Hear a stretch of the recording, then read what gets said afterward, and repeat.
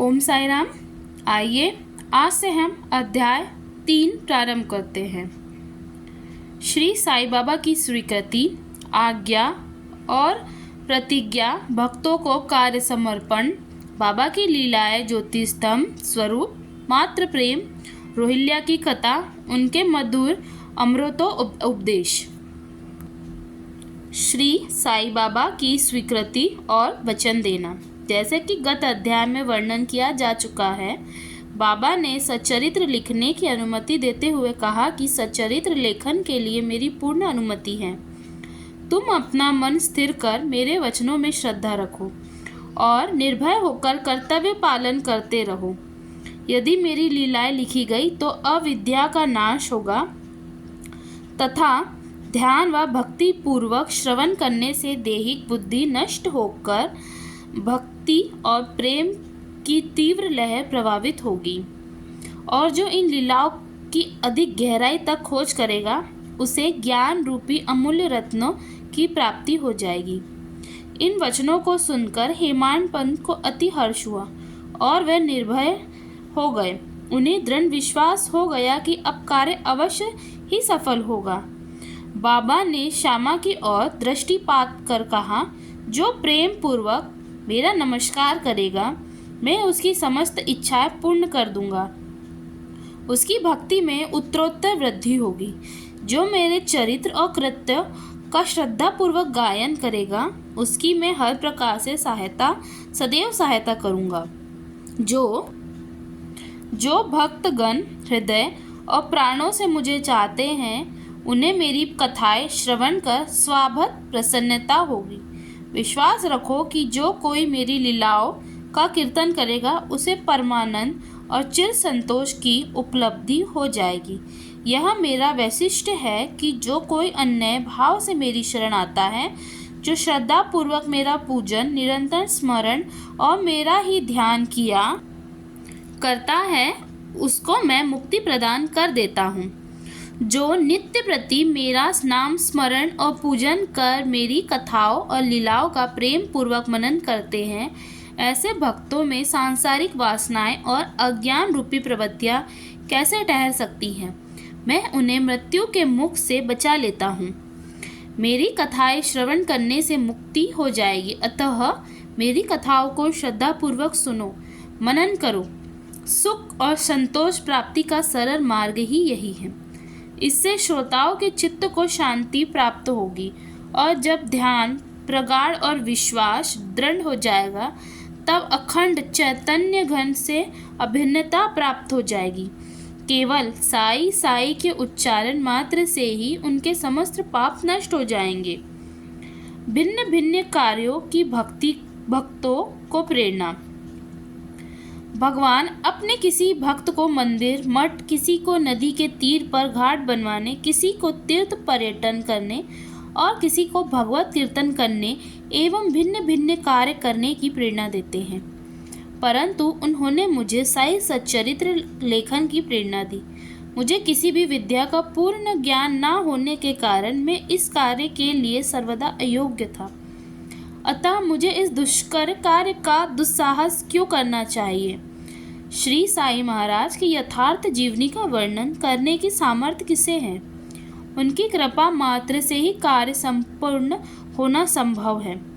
इसीलिए जब मैंने लेखन प्रारंभ किया तो बाबा ने मेरा अह नष्ट कर दिया और उन्होंने स्वयं अपना चरित्र रचा। अतः इस चरित्र का श्रेय उन्हीं को है, मुझे नहीं। जन्मतः ब्राह्मण होते हुए भी मैं दिव्य चक्षु विहीन था। अतः साई सच्चरित्र लिखने में सर्वदा अयोग्य था। परंतु श्री हरि कृपा से क्या संभव नहीं है। मुख भी वाचाल हो जाता है और पंगु भी गिरिवर चढ़ जाता है। अपनी इच्छा अनुसार कार्य पूर्ण करने की युक्ति वे ही जाने। हारमोनियम और बंसी को यह आवाज़ कहाँ की ध्वनि कैसे प्रसारित हो रही है, इसका ज्ञान तो वादक को ही है। चंद्रकांता मणि की उत्पत्ति और ज्वार भाटे का रहस्य मणि अथवा उद्यति नहीं, वरन शशिकलाओं के घटने बढ़ने में ही निहित है। बाबा का चरित्र ज्योति स्तंभ स्वरूप। समुद्र में अनेक स्थानों पर ज्योति स्तंभ इसीलिए बनाए जाते हैं जिससे नाविक चट्टानों और दुर्घटनाओं से बच जाए और जहाज को कोई हानि न पहुंचे। इस भवसागर में भी श्री साईं बाबा के चरित्र ठीक उपयुक्त भांति ही उपयोगी हैं। वह अमृत से भी अति मधुर और सांसारिक पद को सुगम बनाने वाला है। जब वह कानों के द्वारा हृदय में प्रवेश करता है तब दैहिक बुद्धि नष्ट हो जाती है और हृदय में एकत्रित करने से समस्त कुशंकाएं लोप हो जाती हैं। अहंकार का विनाश हो जाता है तथा बौद्धिक आवरण लुप्त होकर ज्ञान प्रकट हो जाता है। बाबा की विशुद्ध कीर्ति का वर्णन निष्ठापूर्वक श्रवण करने से भक्तों के पाप नष्ट होंगे। अतः यह मोक्ष प्राप्ति का भी सरल साधन है। सतयुग में शम तथा दम, त्रेता में त्याग, द्वापर में पूजन और कलयुग में भगवत कीर्तन ही मोक्ष का साधन है। यह अंतिम साधन चारों वर्णों के लोगों को साध्य भी है। अन्य साधन योग, त्याग, ध्यान, धारणा आदि आचरण करने में कठिन है, परंतु चरित्र तथा हरि कीर्तन का श्रवण तो अत्यंत ही सुलभ है। केवल उन पर ध्यान देने की ही आवश्यकता है। कथा श्रवण और कीर्तन से इंद्रियों की स्वाभाविक विषयासक्ति नष्ट हो जाती है और भक्त वासना रहित होकर आत्म साक्षात्कार की ओर अग्रसर हो जाता है। इसी फल को प्रदान करने के हेतु उन्होंने सच्चरित्र की रचना कराई।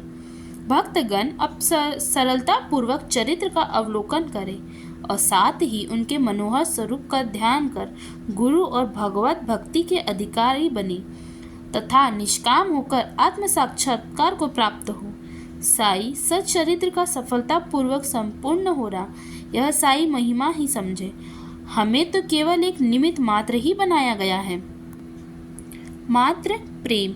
गाय को अपने बछड़े पर प्रेम सर्वविदित ही है। उसके स्तंभ सदैव दुग्ध से पूरे रहते हैं और जब भूखा बछड़ा स्तन की ओर दौड़कर आता है तो दुख की धारा स्वतः प्रभावित होने लगती है। उसी प्रकार माता भी अपने बच्चों की आवश्यकता का पहले से ही ध्यान रखती है और ठीक समय पर स्तनपान कराती है।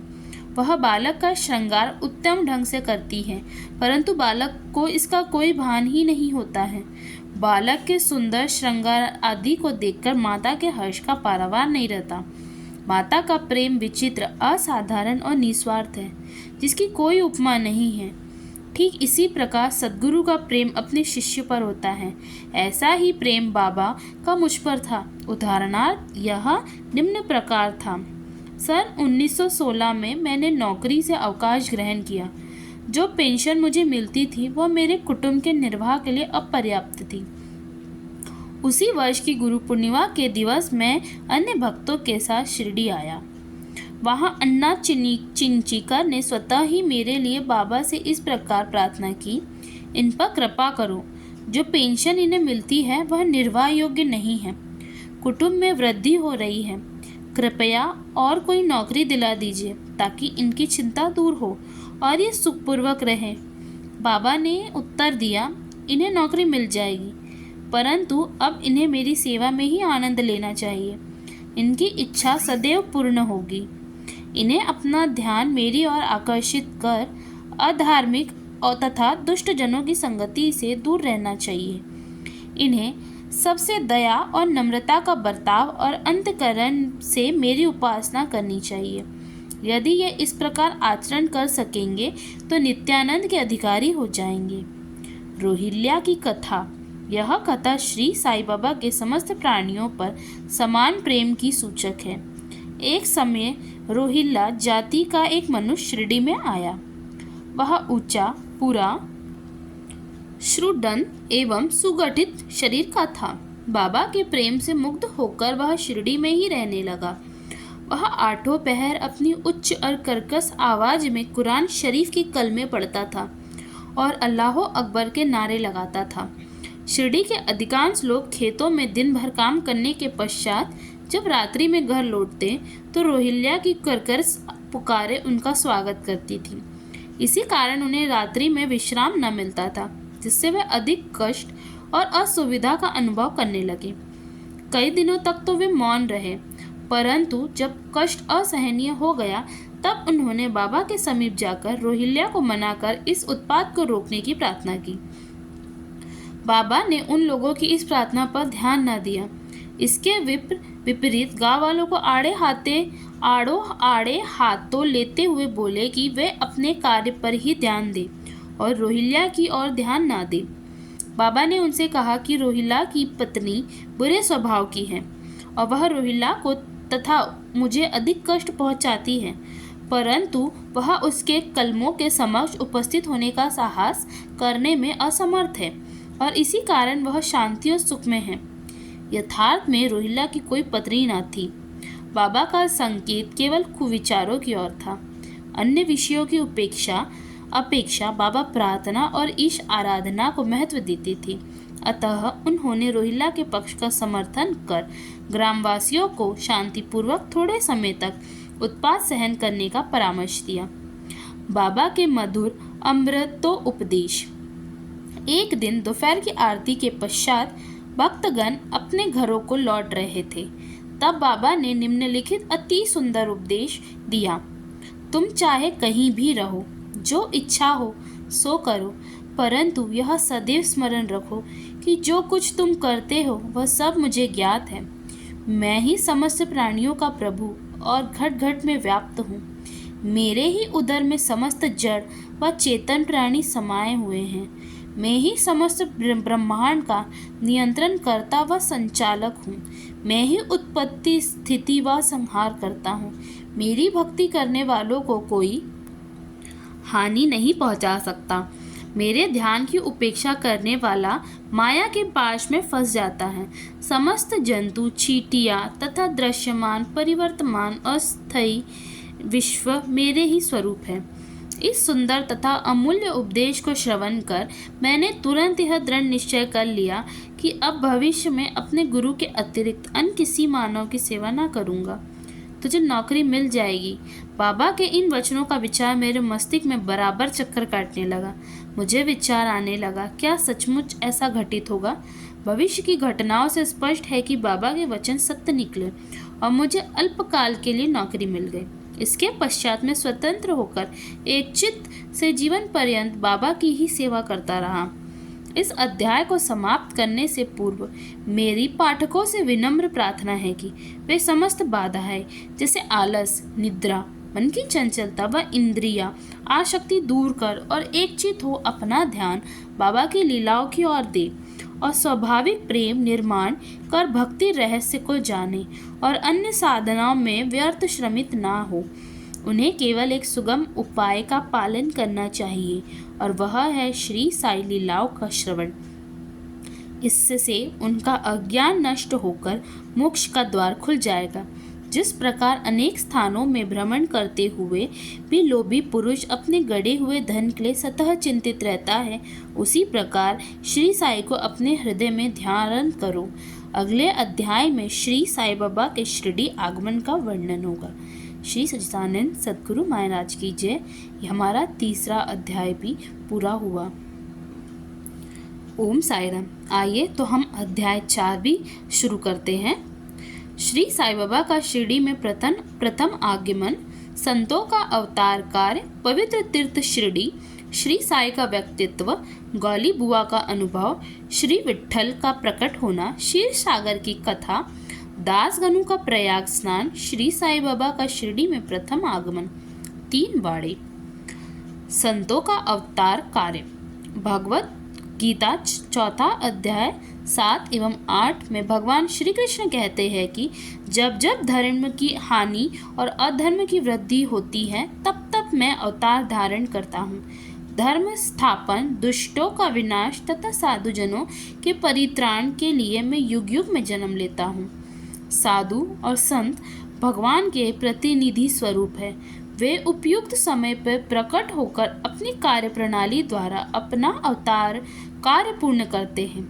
अर्थात जब ब्राह्मण, क्षत्रिय और वैश्य अपने कर्तव्यों से विमुख हो जाते हैं, तब शूद्र उच्च जातियों के अधिकार छीनने लगते हैं। जब धर्म के आचार्य का अनादर तथा निंदा होने लगती है, जब लोग निक्षिप्त भोजन, भोज्य पदार्थों और मदिरा आदि का सेवन करने लगते हैं, जब धर्म आड़ में निंदित कार्य होने लगते हैं, जब भिन्न भिन्न धर्मावलंबी परस्पर लड़ने लगते हैं, जब ब्राह्मण संध्या आदि कर्म छोड़ देते हैं, कर्मठ पुरुषों को धार्मिक कृत्यों में अरुचि उत्पन्न हो जाती है, जब योगी ध्यान आदि कर्म करने छोड़ देते हैं और जब जन साधारण ही ऐसी धारणा हो जाती है कि केवल धन, संतान और स्त्री ही सर्वत्र है, तब तथा इसका प्रकार जब लोग सत्य मार्ग से विचलित होकर अतः पतन की ओर अग्रसर होते हैं, तब संत प्रकट होकर अपने उपदेशों एवं आचरणों के द्वारा धर्म की संस्थापना करते हैं। वे समुद्र के ज्योति स्तंभ की तरह हमारा उचित मार्गदर्शन करते तथा सत्य पथ। ये रही हमारे बाबा की द्वारका माई, ये है नंदादीप, ये रहा हमारे साई का गुरु स्थान, और ये रहा बाबा की चावड़ी। पर चलने को प्रेरित करते हैं। इसी मार्ग पर अनेक संत निवृत्तनाथ, ज्ञानदेव, मुक्ताबाई, नामदेव, गौरा, गुरनाई, एकनाथ, तुकाराम, नरहरि, नरसी भाई, सज्जन, कसाई, सामता माली और रामदास तथा कई अन्य संत सत्य मार्ग का दिग्दर्शन कराने हेतु भिन्न भिन्न अवसरों पर प्रकट हुए और इन सबके पश्चात शिरडी में श्री साई बाबा का अवतार हुआ। पवित्र तीर्थ शिरडी अहमदनगर जिले में गोदावरी के तट बड़े ही भाग्यशाली हैं, जिन पर अनेक संतों ने जन्म धारण किया और अनेकों ने वहां आश्रय पाया। ऐसे संतों में श्री ज्ञानेश्वर महाराज प्रमुख थे। शिरडी अहमदनगर जिले के राहता तालुका में है। गोदावरी नदी पार करने के पश्चात मार्ग सीधा शिरडी को जाता है। 8 मील चलने पर जब आप नीमगांव पहुंचेंगे तो वहां से शिरडी दृष्टिगोचर होने लगती है। कृष्णा नदी के तट पर अन्य तीर्थ स्थान गानगापुर, नरसिंहवाड़ी और औदुंबर के समान ही शिरडी भी प्रसिद्ध तीर्थ है।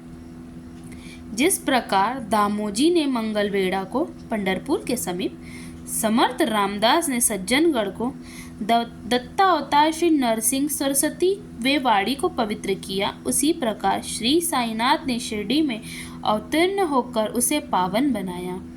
श्री साई बाबा का व्यक्तित्व। श्री साई बाबा के सानिध्य से शिरडी का विशेष महत्व बढ़ गया।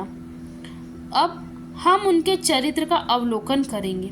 उन्होंने इस भवसागर पर विजय प्राप्त कर ली थी, जिसे पार करना महान, दुष्कर तथा कठिन है।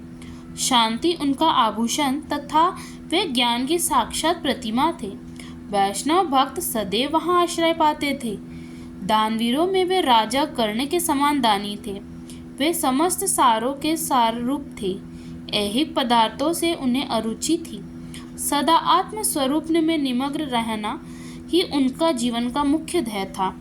अनित्य वस्तुओं का आकर्षण उन्हें छू भी नहीं गया था। उनका हृदय शीशे के सदृश उज्जवल था। उनके श्रीमुख से सदैव अमृत वर्षा होती थी। अमीर और गरीब उनके लिए दोनों एक समान थे। मान अपमान की उन्हें किंचित मात्र भी चिंता न थी।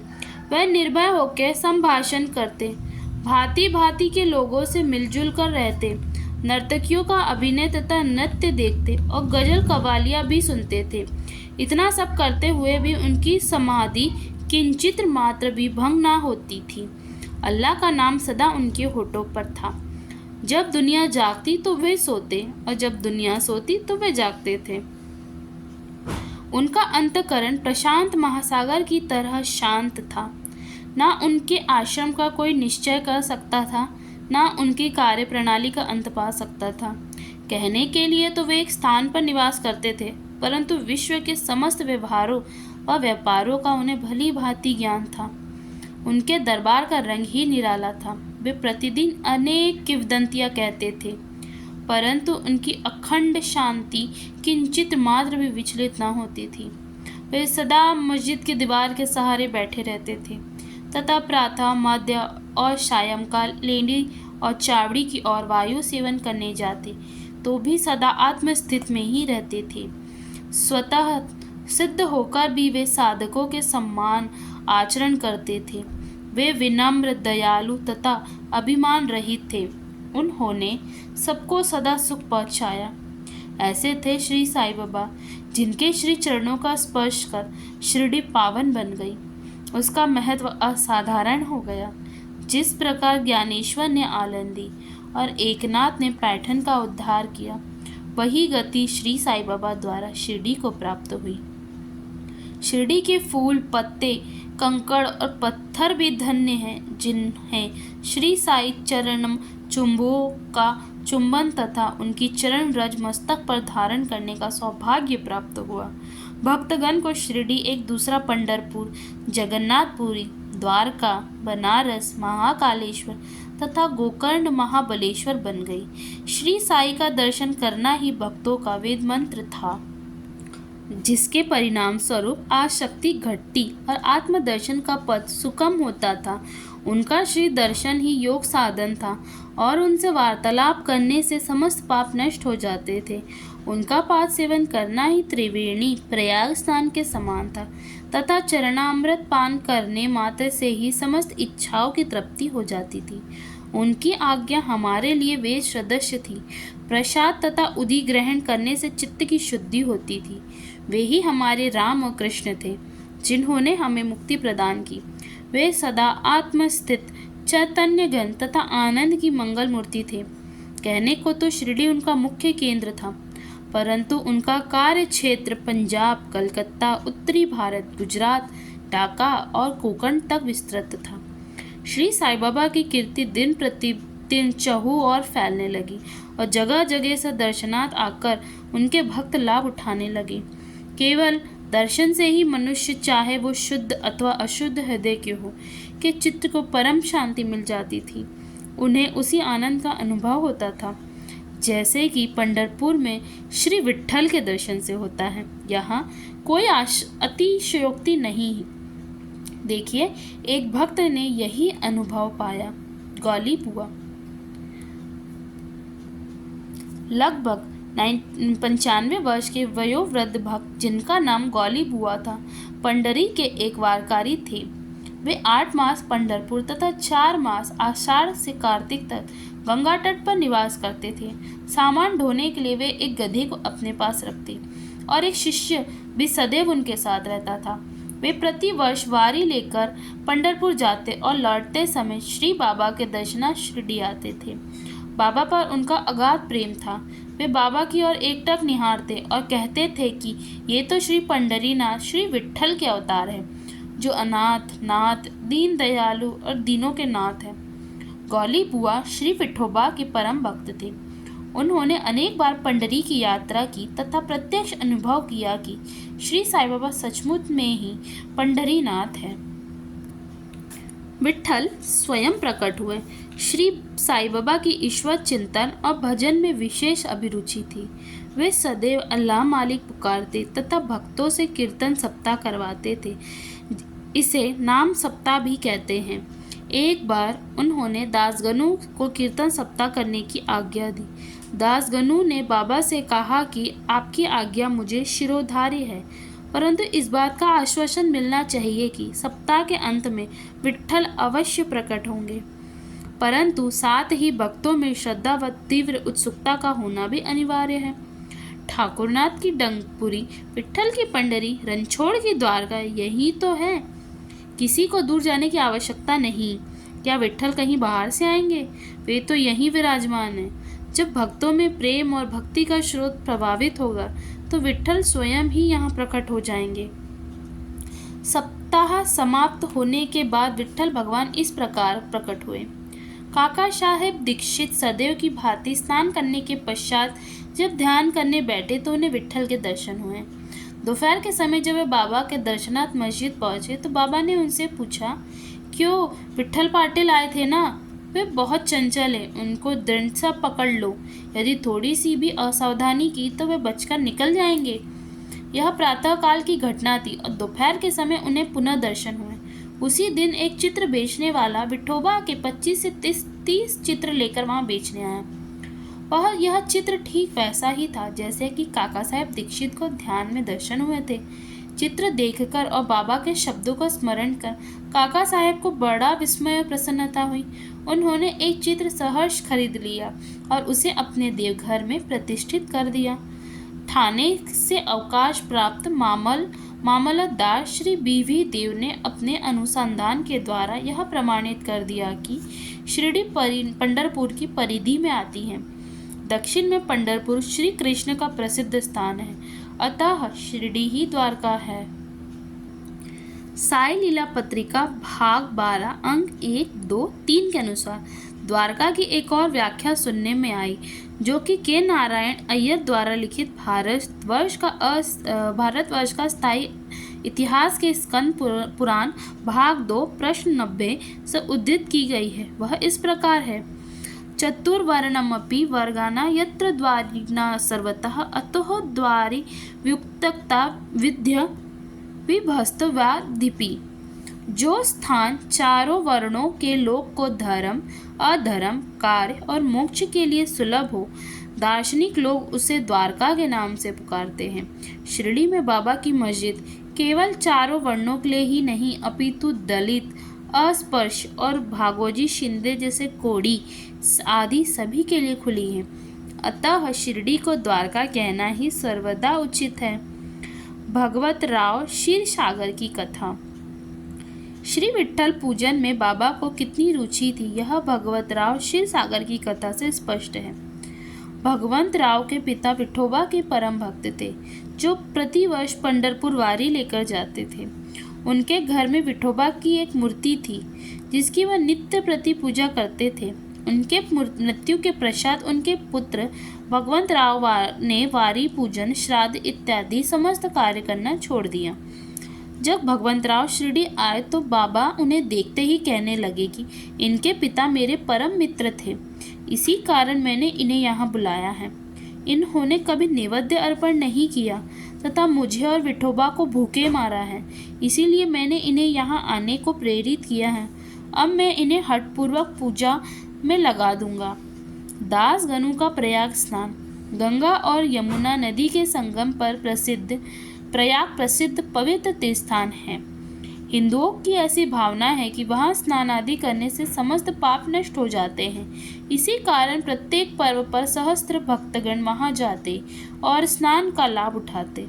एक बार दास गनु ने भी वहां जाकर स्नान करने का निश्चय किया। इस अवसर से वे बाबा से आज्ञा लेने उनके पास गए। बाबा ने कहा कि इतनी दूर व्यर्थ भटकने की आवश्यकता क्या, अपना प्रयाग तो यही है, मुझ पर विश्वास करो। आश्चर्य, महान आश्चर्य! जैसे ही दासगनु बाबा के चरणों पर नत हुए तो बाबा के श्री चरणों से गंगा यमुना की धारा वेग से प्रभावित होने लगी। यह चमत्कार देख दासगनु का प्रेम और भक्ति उमड़ पड़ी। आंखों से अश्रुओं की धारा बहने लगी। उन्हें कुछ अंत स्फूर्ति हुई और उनके मुख से श्री साईं बाबा का श्रोता सुनी स्वतः प्रभावित होने लगी। श्री साईं बाबा का शिरडी में प्रथम आगमन।